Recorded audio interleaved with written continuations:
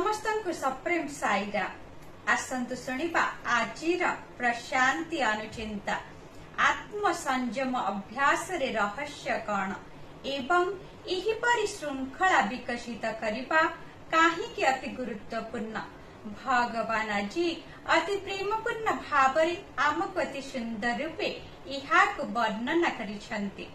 दाम अर्थ बाह्य इंद्रिय गुडी को संयम करिबा, साम अर्थ आंतरिक इंद्रिय गुडी को संयम करिबा। साम शब्द इंद्रिय गुडी को नियंत्रण करिबा पई सूचित करिथाय बोली आमे बुझी थाउ। जो व्यक्ति तार आंतरिक इंद्रिय गुडी को नियंत्रण करि पारे से बाह्य इंद्रिय गुडी को ता पई असुविधा सृष्टि करि पारिबो नाही एवं बाह्य अवयव गुडी को सहजरे नियंत्रण को आसी जाए। जो व्यक्ति आंतरिक इंद्रिय गुडी को नियंत्रण करि पारे नाही ता पई बाह्य इंद्रिय गुडी को असुविधा सृष्टि करिथांती।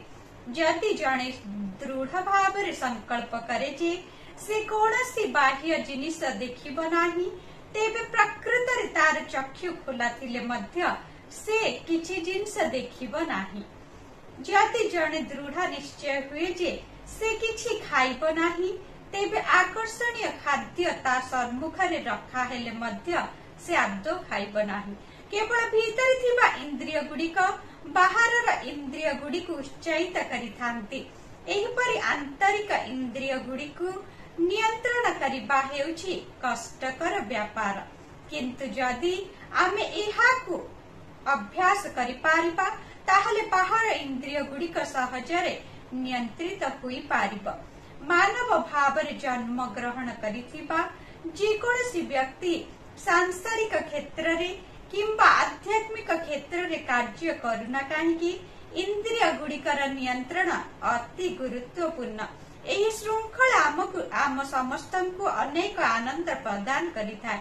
उक्त दिव्य संभाषणटी भगवान वृंदावन रे ग्रीष्मकालीन अमृत धारा 1978 मसीहा रे अध्याय 11 रे एहाको अति सुंदर रूपे सूचित करिसंती।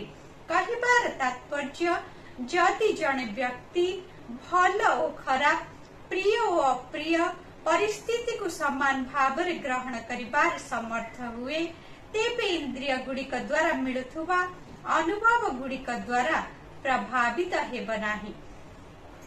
जय साईराम।